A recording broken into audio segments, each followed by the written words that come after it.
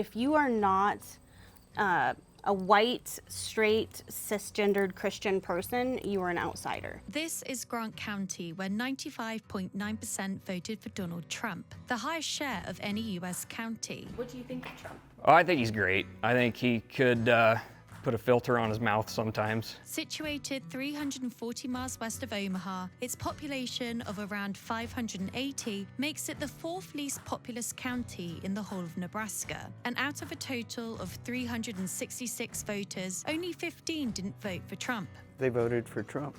And if they ain't happy with it, that's their problem. You know, with January 6th, how do you think people felt about that here in Grant County? You look around the country and see other, quote, riots and things that were way more out of hand than January 6th. I went to DC when I was in high school, and anyone could just walk in and walk around the Capitol building. So what's it like in the most Trump county in the whole of the US? And how have they found the second administration of Donald Trump? You'll hear about violence against the libs and Dems. I no longer go and socialize because whether that's actual danger or perceived danger, my nervous system doesn't know the difference. According to the Nebraska Association of County Officials, life out here is not for the faint of heart. And in Hyannis, the main town in Grant County, it's home to around 150 people, 7 churches, and 1 museum. I'm Ginger. I am a board member of the Grant County Historical Society, previously the curator for the museum for 30 years, and now I just help out. We've got all kinds of antique tools, pictures. Most of this is military, and it starts out here with Civil War. This is Hyannis in the beginning, the depot and one house behind. You can see that. How far can you date back the first people that lived here? Oh, about 1880. There were people here, but it was open range. That means there weren't fences, your cattle run wild. I had a lady ask me, well, what did the meat taste like? I don't know, I wasn't here in 1880. But I can't imagine that it was much different than deer. While Nebraska is renowned for its production of corn, out here ranching and railways are what put Grant County on the map. Or that the True Grit actor John Wayne's stuntman grew up north of Hyannis. The railroad came in 1886, and a lot of people came here to Homestead thinking they were going to farm. This isn't farm country, you know. And once they discovered that, they either stayed, bought out their neighbors and became ranchers, or sold their place and got down the road. They still ride horses, they do the old-time cowboy things, but they also have four-wheelers and whatever. It ain't like the Western movies. What's it like living in Grant County? Get up and go to work just like everybody else does. To go shopping, it's 120 miles. I don't care which direction you go.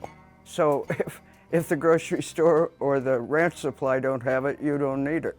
I don't mean we live in the dark ages, but it isn't like you can hop in your car and run over town in 15 minutes either. They all get up and go to work just like anybody else gets up and goes to work. As my grandmother would say, puts on their pants one leg at a time just like everybody else. Nebraska has been a Republican stronghold since 1968, and Grant County hasn't voted Democrat since 1936. Support for Trump here has been long-standing, with the president securing 93.1% of the vote in 2016 and 93.9% in 2020. What do people think of Donald Trump here?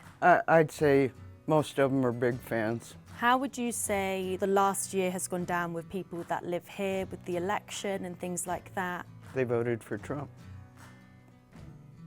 Done and said, you know. And if they ain't happy with it, that's their problem. He's just not somebody I care for. I think that he can't live without chaos, and I don't think that's a good way to live. And it worries me that we will give up some of our freedoms if he keeps it up. What sort of freedoms? Another state near us, you know. He insists that their voting was rigged, and then don't want to give people their rights, wants to be in, if he don't like the way your town is run, he wants to sit in the National Guard. We don't need that. Prominent rancher, and the sign says, old cowboys never die, they just smell that way. You know, with January 6th, how do you think people felt about that here in Grant County? I don't think we thought about it. It didn't affect us one way or the other.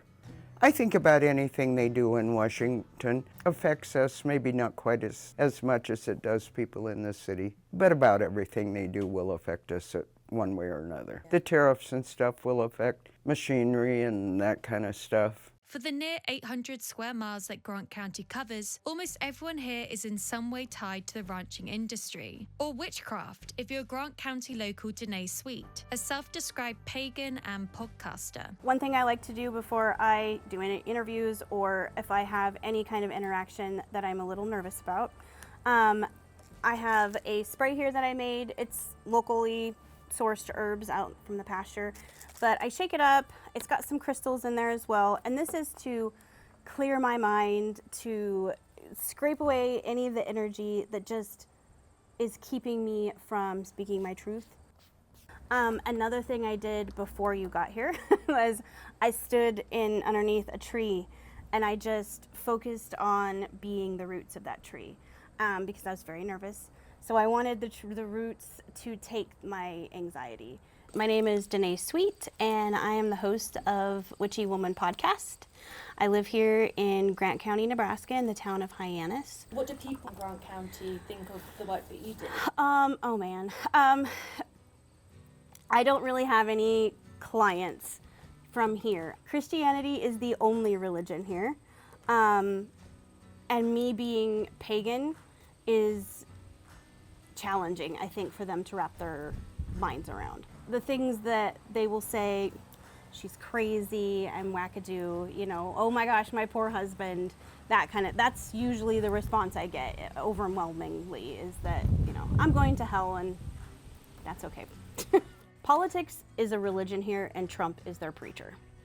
People here wear their politics on their clothing, their yards, their trucks. How would you describe life here? What's it like? Like the backbone of the town, guns, God, and politics. That's kind of the standard, what you're gonna hear. Tradition is very, very important to this town. So the way things have been done for 50 years is what they're going to value the most. And I feel sometimes with that comes a little bit of intolerance. I used to work for my dad on his ranch, and I dealt with a lot of other ranchers, and even just contracts they don't want to deal with me because I'm a woman. Lining up trucks, like semi-trucks, to come get your cows. They don't want to deal with a woman. If you are not a white, straight, cisgendered Christian person, you are an outsider. And people here are very nice. I don't know if you probably have already, you know, experienced Midwest nice, but Midwest nice comes with rules, so they will be nice to you until you reach outside what they feel is normal, and then that's when they definitely will make you feel like an outsider. I think that since the election that this has given some people some kind of false permission to expect conformity. It has given people the freedom to be more racist, more misogynistic, more homophobic. And I'm seeing that in this town and other towns. My hairstylist got attacked like last month because somebody that was obviously mentally ill, they needed help, thought she was a witch. So they broke into her place, threw holy water and salt all over and beat her up. You know, when you go down to the local bar, you'll hear about violence against the libs and dems. That's things that I will hear. I no longer go and socialize because, you know, whether that's actual danger or perceived danger, my nervous system doesn't know the difference. For the most part, they just write me off as the wackadoo witch lady and don't bother me. But I feel like if I was anything other than a white person, that there would be a lot more hardship. During Trump's first administration, one study found that between mid-2018 to the end of 2019, retaliatory tariffs caused a reduction of more than $27 billion in U.S. agricultural exports. Farm bankruptcies surged between 2018 and 2019, and while there are reports that Midwest farmers are feeling the impact of Trump's tariff war with China, at the moment beef prices are at a record high in the U.S., partly due to high demand at a time where America's beef cattle is continuing to shrink in number. National politics affects Grant County whether they like it or not. I think the first thing that we kind of felt was a lot of the subsidy cuts for agriculture. That kind of came first. The tariffs have raised prices, all of our goods, but particularly with agriculture, it's equipment and equipment parts. You don't realize how much that stuff comes from overseas. So I have seen, with my own eyes, living at my husband's ranch, how much that's affected their bottom line. And I am afraid for them. I worry that especially the small ranchers and small farmers aren't going to be able to continue doing the thing that they've been doing for 5 generations. When you hear people talk about tariffs, they still don't understand how a tariff, like what it is and who pays for that. And when you hear people talk about a tariff, they think that a company in China that is selling a part to the United States, they absorb like the extra 25%, when that's not reality. But that's what they feel here. So they will, if you bring up tariffs, most of them probably will say, well, that doesn't affect us, or look how much money the country is making. Those are the general responses that you will get from there, even though it's right under their nose. Calves are selling at record high prices, which, it all balances out with the increased price of everything else nowadays. Have tariffs affected the industry at all? Not that I've seen. I was a little worried about steel changing, and actually it's gone down in price. It fluctuates, but I think on the whole it's gone down over the last year and a half probably. I think things are going better on the whole since Trump's come into office.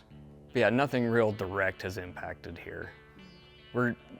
Usually the world keeps spinning and we kind of stay the same here. Well, coming into the shop here, I've got a very old 1952 ironworker that I use quite a bit. I'm Tucker Sheets. I own the Cowboy Welding repair shop here in Hyannis, Nebraska. Got a couple projects going here, some stairs for the local football field that I need to get in. Viewfinder, and don't look directly at what I'm doing because it will burn your eyes. I've been out east. This was a long time ago, but people asked us, so do you have running water and electricity yet out there? Some of them were serious. They just have no idea. Yes, we have everything that everyone else has. We're just very small communities and sparsely populated. What do you think of Trump? Oh, I think he's great. I think he could put a filter on his mouth sometimes, but I think he has America first at heart, and I think that's what we need. Apparently, we were the highest Trump supporting county in the nation, which I'll bet you could go back through other presidencies and see the same thing just because of the small population, and most of them are Republican, and we know who, I have friends that are Democrats, and we didn't ever fight or argue or anything, before or during the election or anything. They've got their way of thinking, and that's fine with me. I'm not gonna hold that against them, and they don't hold my way of thinking against me. What is it about Trump that you really like? Well, I like his stance on, anti-terrorism, anti-drugs, closing the border. And there's arguments to be made both ways on that, but I don't like to see my tax dollars going to support someone in the country illegally, so I do like the crackdown on that. Wire feed MIG welder I do most of my welding with. An old lathe I can do a little bit of metal turning, machining processes on. It's not a great machine, but it gets me by. Being so rural, we are very pro Second Amendment, so that's gonna move a lot of people over to the right. And religious, I think this town has 7 churches in it, so religion being one, just personal freedoms, I guess. Lack of, or not being so inclined to social programs, wanting your money to stay with you or help people that actually need it and not be allocated to, social programs that we look at and see, well, I don't think you need that. There's jobs out there you could be working. With things like January 6th, the Capitol riots. Would you say that had any influence on your perception of Trump at all? No, I don't think so. You look around the country and see other, quote, riots and things that were way more out of hand than January 6th. I mean, they basically walked around in the Capitol building. Used to be I went to DC when I was in high school, and anyone could just walk in and walk around the Capitol building. There was no, which that was pre 9/11, but there was no security. You could just walk in and go visit with your congressman or senator or whatever you wanted to do. So, however that deal was, it wasn't nearly like burning down neighborhoods in metropolitan areas or something like, Antifa or one of those organizations was doing. So, I didn't really see any impact of it. And would you say that's a feeling that most people would have here as well? Probably. I mean, I can't speak for everyone, but I don't think people really thought that was a very big deal. What would you like to see changed? What for you would be the standout issues? I guess I would like to see lower taxes. I don't even know what we're at now, probably being taxed over 50% of our incomes going to taxes. So I would like to see lowered taxes. Less government outreach or overreach in schools, local politics,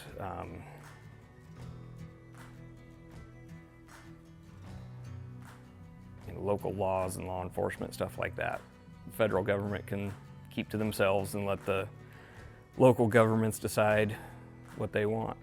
Politicians come and go and everything stays pretty much the same here. I don't think it'll affect my business a lot. Things that are automated, computer-related fields don't affect us here much. No one has a computer breakdown and that means their cows can't get fed. Or a robot can't come fix it either. So that kind of stuff is always going to come to me, and no matter what goes on in Washington, that's going to be the same here. Who do you see as being the next Republican presidential candidate for you?